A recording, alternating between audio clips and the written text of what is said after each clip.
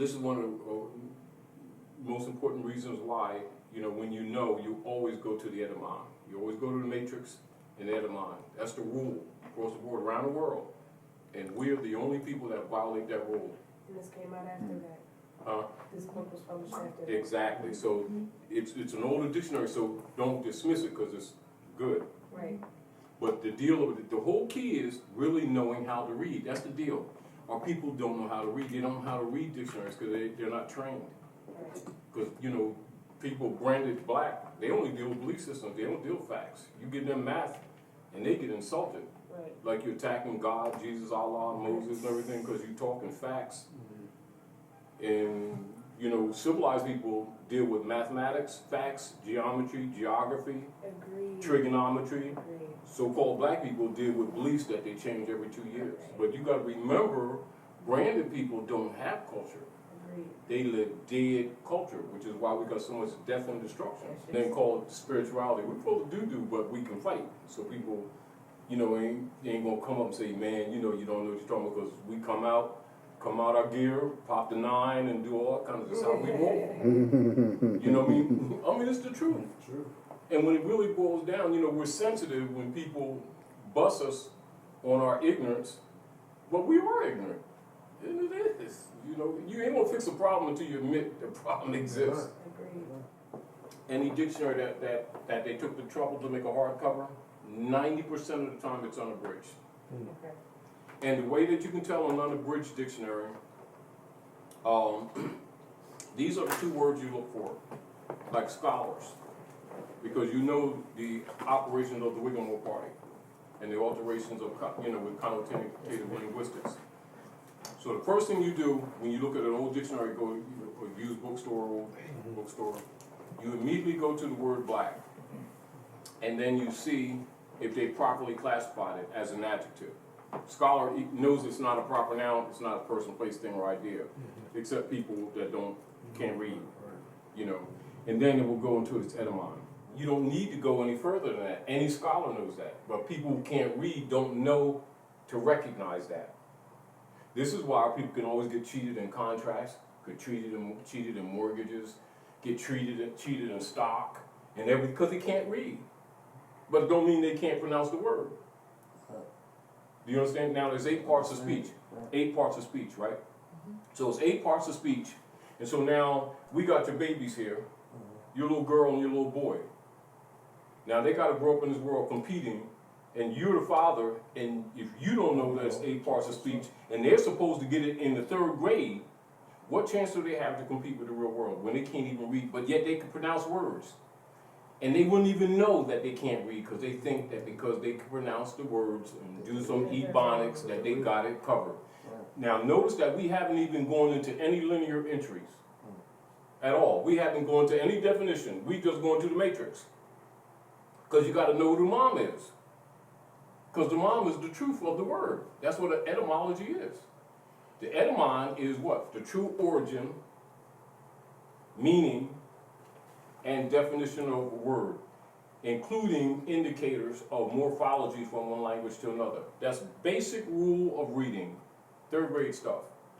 Now, the reason why most people don't know because they weren't taught, not because they're dumb. But if you weren't taught, you don't know that you don't know. And so we grow up in what you call connotative linguistics, and that's connotative, and this is the other rule. One of the first rules. 3rd grade grammatication is denotation, connotation, and learn that rule. Denotation is where the word or definitions that absolutely apply to the word in fact. Connotations are fads or misuses of words, but is generally accepted, but in fact is not what the word means. Not unlike when Mike did the record, the Bad album years ago. Bad in that connotative means good, or slick, smart, tight. But in its denotation, it means negative.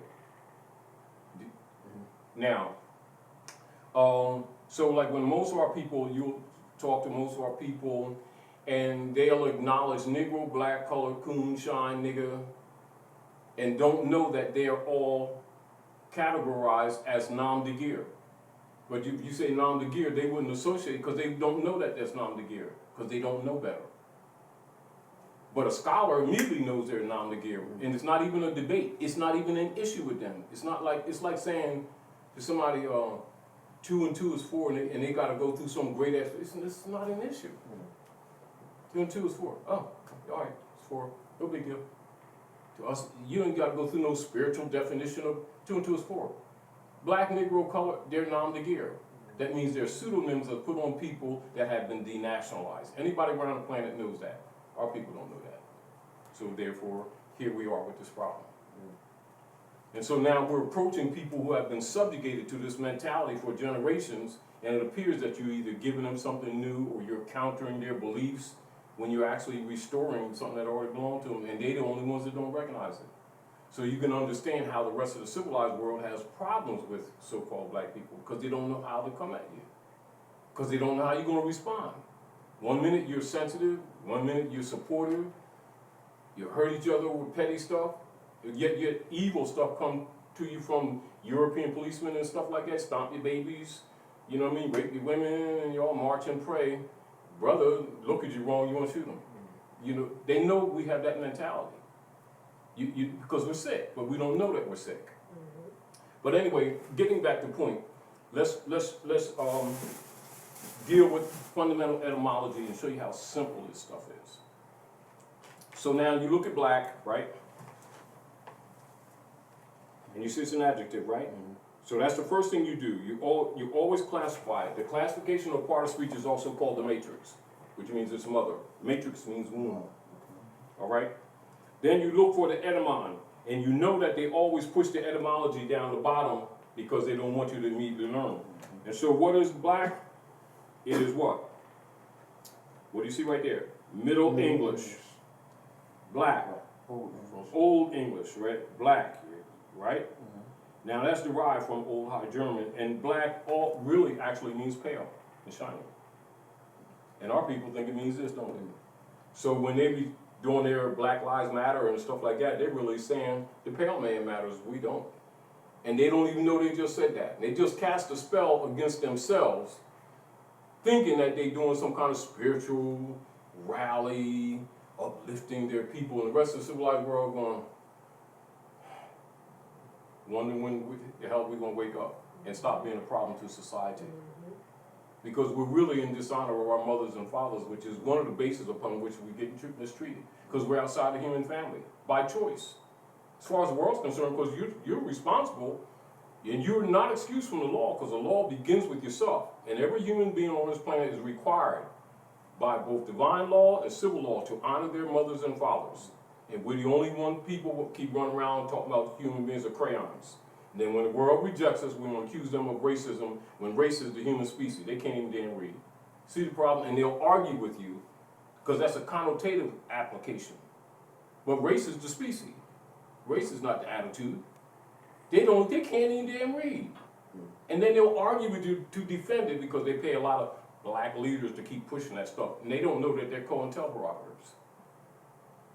Do you understand what I'm saying to you? Yes. Because they cousins and they Reverend Jones and they really think these people are working for them. They're working for Rome. You know what I mean? But you can't tell them because we operate from emotions. And we don't deal with facts, we deal with beliefs. So when you show our people facts, they start, oh, that's your opinion. No, that's the math. That's the fact. Now, we're going to go through this real quick, right? Watch this. So we know that black's an adjective, so immediately any scholar knows that if it's an adjective, it's not a person, place, thing, or idea. Right.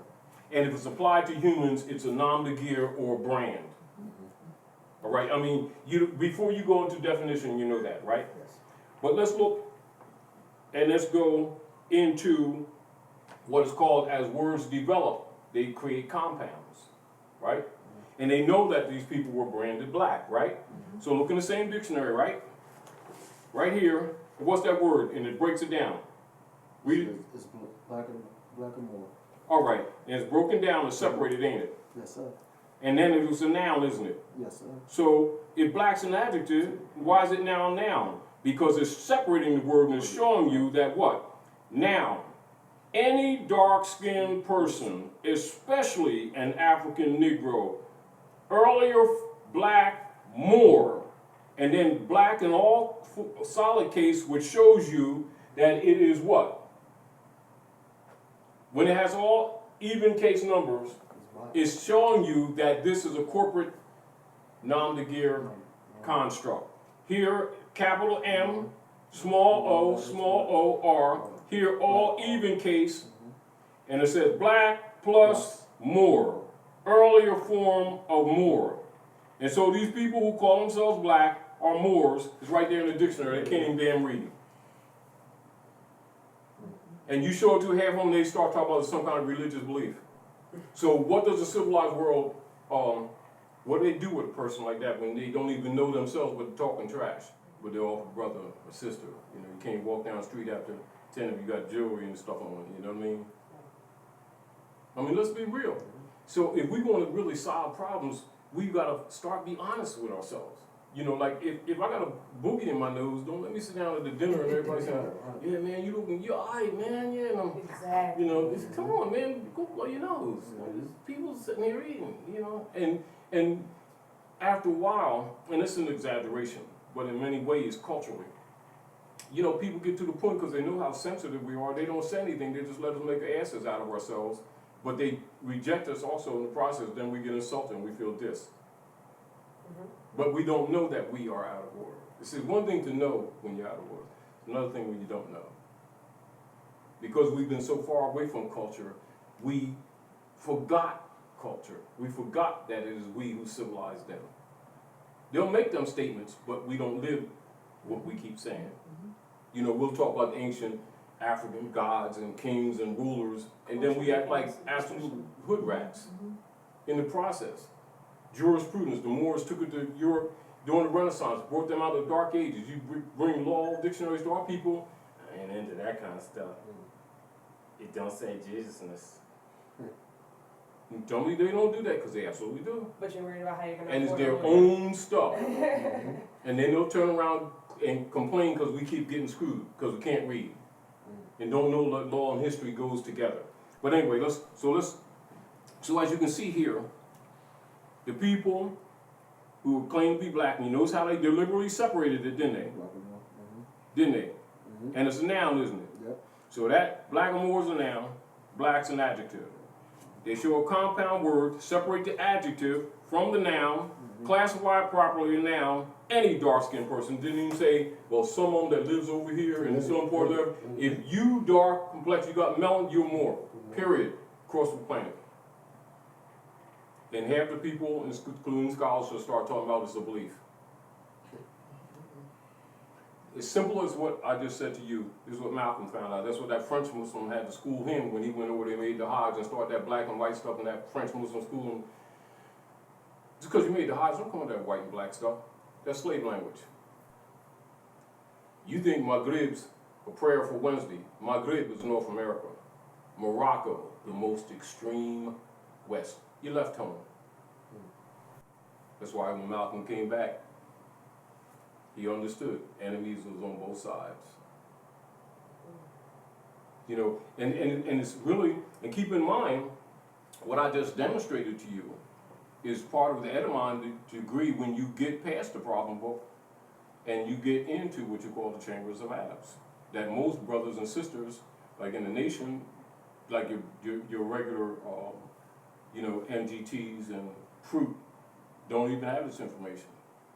It's available to them after they pass the problem books, you know, and so you can understand this according to where your heart is. Why even Clarence, who set up Gods on Earth, why he left, why Malcolm left, why Wallace, Elijah's son even left, why John Muhammad left. It's according to where your heart is. You understand? Because when you find out the truth and you find out your people is being played, your conscience kind of hits you. Some people take the finance and run, some won't. You know, so this is why Malik became dangerous to them, because they knew he was going to tell. He had to be retort himself in due time, so they bumped him off before he could, because they couldn't buy him off. Now, people from the outside, when they see the movie Malcolm X, they get an opinion that's presented in the general media. those who really know what's up, as like myself, because I was assistant minister in the nation, those who really know what's up, you know, because most of the big shots in the nation was my friends, you know. I got pictures of Muhammad Ali holding my boy Hannibal when he was a baby on the porch. Joe Tex, all the singers, I know them all. I already know that when you're amongst those who really know, their conversations is different than they are when, you know, you're in front of the believer type thing, you know. And I'm not knocking any of them, I'm just telling you, when you grow up, you're not dealing with belief systems, you deal with real politics. But because most people aren't willing to handle it, they don't usually talk to them because they get emotional. I mean, you saw like Jack Nicholson said in a couple of movies, say you don't, the people don't want to know the truth, they can't handle the truth. What they're really saying, not that they can't handle it, they don't want it. They talk about it, but they don't want it. You know, it's like people saying, you know, how come nobody comes in the community and help the brothers and sisters and tell us the truth about our history and blah, blah, blah. I just showed you right there. And we ain't even been here a few minutes. So if these people don't know their Moors, how they want to know their history? And then if you promote black, you're putting them right back in the Christian black codes, and then the codes fly, they get all screwed, and they wonder why we can't develop. And then we keep having meetings, rallies, doing things like this, films, and talking about pyramids and the great gods of Egypt and everything, and then they start trying to take that black stuff and make it retroactive, which immediately they're lying. And all scholars know that. Do you understand what I'm saying to you? But scholars aren't excused, because all scholars get an etymon degree. You must qualify if they have a title. This is why people outside of our communities don't have too much respect for black people, because they know we're sellouts. But they know most of the people don't have the intelligence to recognize a sellout. They go by their emotions, how they feel about them, not what they know, how they feel about them. Always emotions, no facts. You understand? Now, so I just wanted to show you that, right? So take a position like you don't know.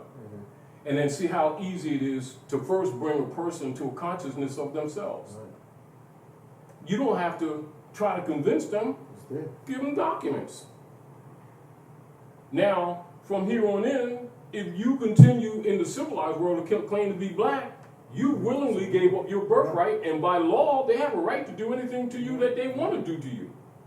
Because you're outside the human family, by choice. Now, put yourself in other people's shoes. Now, you know, very often we've been taken advantage of. I mean, it is that way. But when you understand this, you can understand why people, other people that sometimes confuses our people, why they don't like black people. They don't trust us. Because anybody that don't recognize their own bloodline can't be trusted. But our people who think it's an identity don't know that that's part of what that rejection is. They think that rejection is what they have been trained as racism, when it's actually rejection of people who are in dishonor and keep defending that dishonor and ignorance, which damages the world. But they don't see it that way. We just looking from the point that we're being put upon. That's like me trying to sell you here. You know, I'm going, yeah, man, because I got this. We got these pit bulls here. You know, they got their shots and everything. It's night blues and stuff like that, right? And we giving you a deal, right? We usually want like $700-800 for them. Now on the low end, you know, but we're gonna give you a deal. We're gonna give you 2 or 3, right? Come on, doggy. Put the dog up here. Yeah, we got this sale thing on. Go ahead, dog, do your thing. He goes, meow. This is the way the world looks at us, calling ourselves Smith, Jones, and Johnson. And we don't see it. We think they're busting on us when they're looking at us as phony. But we, by not knowing basic etymology, we don't know that that's the major part of their approach to us. Now I showed you an ordinary dictionary, right? So now let's go to a law dictionary, right? And then you'll see people, you know, in the name of scholarship, talking about, say, yeah, and we people of color, like we just said something deep and spiritual, right? This is really Afrocentric. And you know, people of color need to be treated with respect and all this stuff. And wonder why people still reject us, right? So let's go to law dictionary. We're talking about available reading, right? So, And look how simple the stuff is. Now, check this out, good brother. Now, this is a law dictionary. Oh, look. Now, we have definitions of the terms. Is there identification there? It says term, right? Terms and phrases of American and English jurisprudence, ancient and modern. So they can't get out of this, can they? Nope. All right, now let's go look at color. Now, with most of our people who can't read, they've been told by their black leader guys, color coalition, people of color, and people need to recognize the brothers and we somebody and everything, because we people of color are spiritual, and the rest of the world looking at us like, yeah, and then we feel dissed, right? Now here it is. Now let's look at this. Color. By common usage in America. Does it say in the world? Common usage in America. Same thing the Frenchman told Malik. That people know as Malcolm. Right? This term, does it say identity? It says this term, which is color, in such phrases as quote unquote colored persons, quote unquote the colored race, quote unquote colored man, and the like is used to designate. Does it say identify?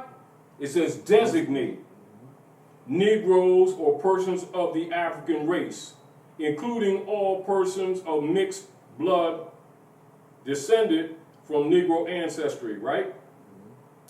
But where a state constitution provided for separate schools for the white and colored races, the term, it says term, quote unquote white race, was held to be limited to the Caucasian race, and the term colored races to embrace all other races, right? It has also been held that there is no legal, technical significance to the phrase colored person, which the courts are bound judicially to know. They're telling you it's a fraud. That's why nobody recognizes colored people, because it's a fraud, it's a brand. So when you come talking about freedom and liberties in a brand, you're a subject. You're another man's property. You ain't got no business talking trash. And our people have been told that that's spiritual Kemetic development of Hotep. Don't they? And defend it. Now, so let's look at color. So now that's color. And they show you the term that's used in all the different phrases. They cut every way it was used socially, didn't they? So the people can't even say that they can't understand that. They can say they ain't read it. They can't say they can't understand it if they would read. But you have to understand, educated people around the world just know these things. This is basic education. So you already know the difficulty they must have trying to communicate with us. And we keep trying to be crayons. Do you understand? So let's look at color. Color, an appearance, a semblance or simulacrum as distinguished from that which is real. A prima facie or apparent right, hence a deceptive appearance, a plausible assumed exterior concealing a lack of reality, a disguise or pretext. So what do you think when you be going out in the world calling yourself we people of color and then looking for respect? Because we was told by some marching, praying Negro leader guy that is so Afrocentric identity, and you just told the world that you are fake. Accept me. And then when you get rejected, you want to accuse them of racism. Do you see how obvious that is? Is that complex? Is it hard to understand? But you know, and I know most of our people who claim to read and claim to be scholars don't know it and don't speak of it. And try to defend it as if it's an identity. So imagine in your mind the difficulty it puts other people in to come in our communities and deal with us. They don't have no choice but to just set up a business because they can't do anything reasonable with us because we're going to get all emotional. We're going to be one thing one day, another thing another day. Something else. Let me show you something else. dictionary, right? Here we go, watch this. So here we go, troglodyte, right? Troglodyte, a prehistoric cave dweller. So as you can see, the anthropoid or the chimpanzees, the monkeys, gorilla species, anthropoid species, scientific name is troglodyte. And in some dictionaries will give you troglodyte nigger. That's where that comes from, because the nigger is an ape, all right? So troglodyte, a prehistoric cave dweller. Now are our people the cave people? I think we can be safe to say that, right? Right. All right. So a prehistoric cave dweller, a person likened to a caveman, as in reclusiveness or brutishness. Latin, troglodyte, or troglodyta from the Greek, troglodytos, singular of troglodyte, or variant influence of troglos, cave, and ditor, those who enter as troglodytes, name of, and then they see how they added name of Ethiopian people, so they added, so they put that to us, and when it's actually the European. And like you can take an Oxford dictionary, and it will tell you hybrid is European, and say we English at best are but hybrids. But the point that I'm making is to you, and this is the point that I'm making to you. Our people throw the word nigger around like it's an identity, don't know that they're telling the world they're a monkey. And they use it as a term of endearment and think it's cool. I mean, it's all right if that's what you want to be, but you can't get angry when someone treats you like you're outside the human family because you're telling them that you're an ape, and then they treat you with that disrespect, and then you want to get pissed because you can't damn read. Do you understand the problem that we have?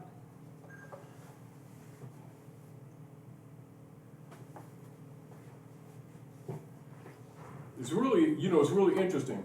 And just like, and as we're talking, and it's because we're open in conversation, but most people ain't open to this conversation because they don't want to deal with facts.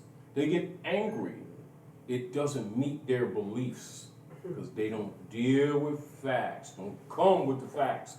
You want an argument, you want to go to hell, and hell, fire and brimstones, start talking facts. I just asked somebody that too. I said, where is hell to you? Like, do you think that they put you in the ground and your body just absorbs down into the earth and down into fire and brimstone? Look at this. You're just going to absorb into the ground like you're driving me crazy. All right. Now I'm sure how people can't read, right? Look at hell. I'm sure how people can't read.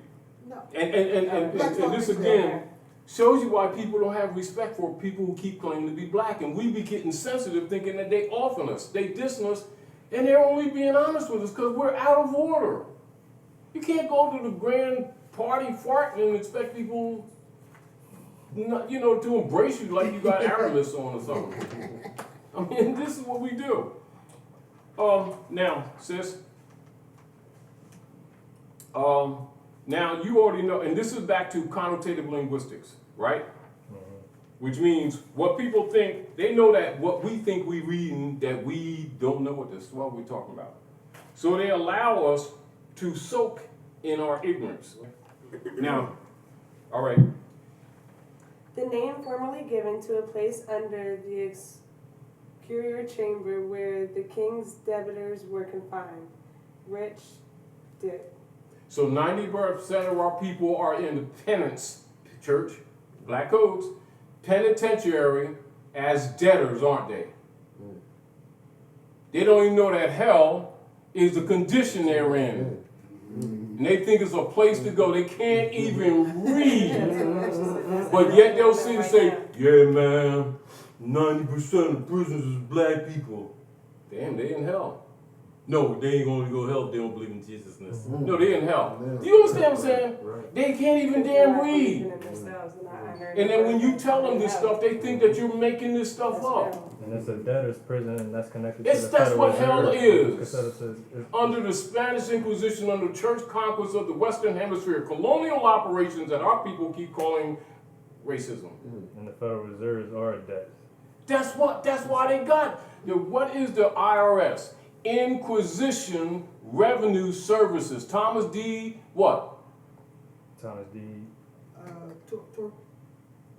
Go ahead. Torquemada, the Torquemada, and is what produced again with Woodrow Wilson to counter Noble Ali between 1910 and 1913. He met with the representatives, the bankers of England, representatives of the Pope of Jekyll Island, and created the artificial operations of the Inquisition, taxing of Rome under the Internal Revenue Services, and put the people in hell.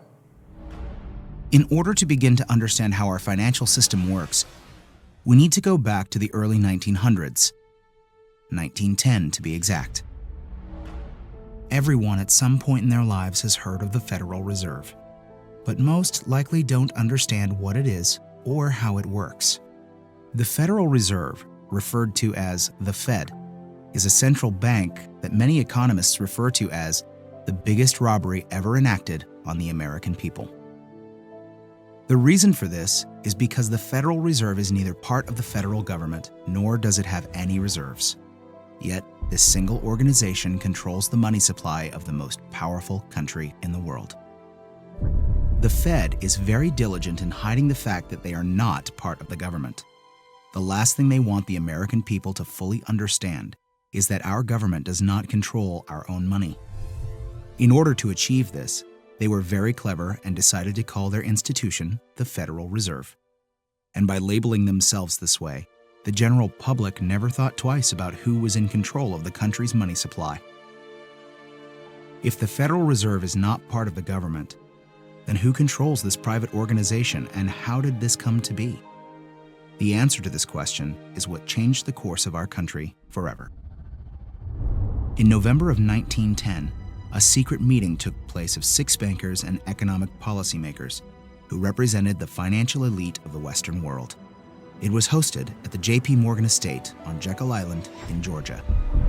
In attendance was Senator Nelson W. Aldrich, Abram Piatt Andrew Jr., Assistant Secretary of the Treasury, Frank Vanderlip, President of National City Bank of New York, Henry P. Davidson, Senior Partner of J.P. Morgan and Company, Charles D. Norton, President of First National Bank of New York, Paul Warburg, Director of Wells Fargo, Benjamin Strong, the emissary for J.P. Morgan, and coincidentally, the first president of the Federal Reserve. Years later, Frank Vanderlip referred to this meeting as the actual conception of what eventually became the Federal Reserve System. This meeting was so secret at the time that not even the names of those who attended were mentioned to the servants who lived and worked on the island. The men who attended came on a late-night train, claiming to be on their way to a hunting expedition, but instead, these bankers met with Senator Nelson Aldrich to draft what would eventually become the Federal Reserve Act. This private meeting, attended by some of the most powerful men in America, was strategically designed to take control of our country's money supply and to achieve ultimate power in America. Mayer Amschad Rothschild, one of the most powerful European bankers of his time, stated it best when he said, "Permit me to issue and control the money of the nation, and I care not who makes its laws." On December 23, 1913, 2 days before Christmas, when most people in Congress were home with their families, the Federal Reserve Act was signed into law by President Woodrow Wilson. That single act, however small it may seem, transferred the control of our monetary system from our government into the hands of some of the wealthiest men in our country. Putting into law the Federal Reserve Act gave unlimited power to a few wealthy banking institutions in America. The Fed has the power to issue currency, manipulate interest rates, and run secret bailouts. Yet Congress and the President are not allowed full oversight over this powerful organization. The Federal Reserve enjoys a monopoly over the creation of our nation's money and credit, but for 100 years, they have never been completely transparent and accountable about it. And we don't have to look back too far from today to see what it looks like in real life. When testifying before Congress in 2009, Fed Chairman Ben Bernanke refused to disclose which institutions received trillions of dollars in these bailouts and loans, or give our representatives details about what deals were being made. So my question to you is, will you tell the American people to whom you lent $2.2 trillion of their dollars. Will you tell us who got that money and what the terms are of those agreements? Hundreds and hundreds of banks, any bank or that has access to the U.S. Federal Reserve's Will discount. you tell us who they are? No. In an interview with Treasury Secretary Timothy Geithner, he makes the stunning assertion that conducting a full audit of the Federal Reserve, something never before done in its 100-year history, is a line that we don't want to cross. To be denied full transparency of these transactions after U.S. taxpayers contributed over $16 trillion to these bailouts and loans is unthinkable and unconstitutional. It is our right as American citizens to know where our money is being spent. It's very ironic that if you don't give the IRS full transparency with your finances, you go to jail. But if you're a private organization of elite bankers that controls the money supply of a country, you're free to do as you please without full oversight. This private organization is arrogant in the fact that the same accounting laws that apply to the rest of America do not apply to them. There is no other agency of government which can overrule actions that we take. Their control appears to be unlimited, and 2008 is the most recent example of how much power the Fed actually has on our country. Many of us were told in private conversations that if we voted against this bill on Monday, that the sky would fall, the market would drop 2,000 or 3,000 points the first day, another couple thousand the second day, and a few members were even told that there would be martial law in America if we voted no. That's what I call fear-mongering. The elite banking institutions took trillions of dollars worth of risk, and when they lost their bets, they threatened politicians to use taxpayer money to bail them out, or else we would face an Armageddon type of scenario. This historic change of power in America is again why many economists refer to it as the biggest robbery ever enacted on the American people. And everything's then, whether they destroy your families, and then what? Put the men in jail if they don't have a job, to support their family with resources that was taken from them, and they're put in hell, debtor's prison. So just having one of these. Everything totally anti-constitutional. Make you in hell, just having one of these. So I just want to show you that as an example. So here we are. So here we are in the studio just talking. But the reason why I had you come over here, because I want to show you how simple this stuff is. And we can go into other questions, but imagine this, when the average person even got degrees in school, don't even know this basic stuff, and they got a lot of opinions, and it doesn't make them insincere in the heart. They don't know. They can't read. And then their leader guys, they don't know that they're COINTELPRO operatives, who's there as overseers to keep them in this black game that is a brand system, and they think it's an identity system. And so they defend their own enslavement. And so this is why it's often said, when people talk about our people, and they say they are slaves by consent. And then a lot of times we start marching and praying and protesting the community, and every once in a while Europeans will get frustrated, and they'll get brave enough, they'll step back enough because they know we can roll, and they say, why don't you stop messing with us? Why don't you go back to your black leaders to keep selling y'all back in slavery? And then, oh, you racist. And he could be telling you absolute truth. Because they know these people can't damn read. But they're arrogant. It's one thing to be ignorant. It's another thing to be ignorant and arrogant with it. Then nobody can't tell you nothing. So when they can't tell you nothing, people don't have much conscience taking it. That's why they don't have much conscience taking advantage of us in our communities. Because the ignorance that exists in our communities really is inexcusable. It really is inexcusable, although we will make excuses. But I wanted to show you that to just show you just absolutely how easy it is to educate some, but take a position like you don't know. How easy it is, and we've been in here, eating food and talking a little bit in real research. It ain't even research. Remember, we haven't even done what you call basic, real deep scholarship. All we did is go in the dictionary. Right. And if we can get that much out of the dictionary, how much you can get if you do some real research? And then what else if you just take that basic what you learn to the average person, even in this building, most of them will reject what you're saying, as if you're attacking their belief. All right, so that's a lesson, right?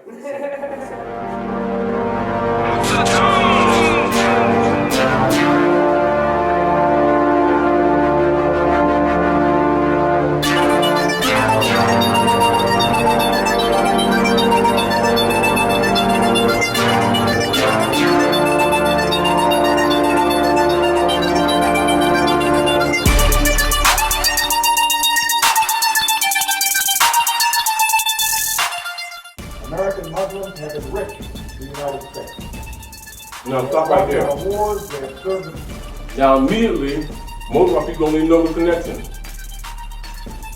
Because they don't know that they're Moors. So he's telling them and they don't know their history. They think he's talking some dean assistant and got no birth certificate thing. You know?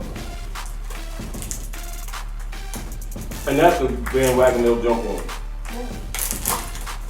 And he's telling them your history and go right to the Treaty of Peace and Friendship and the founding of the United States, of which they're a part, and they don't even recognize it because they don't know they're Moors. The president's even in telling them. So what do you do with people like this? That's what they're playing with King Alfred for them same people in the Second World War that kept claiming to be somebody that they're not, they're going to cook them. That's what King Alfred is. Because they're going to get niggas rid of this nigga problem one way or another because it's destroying the planet.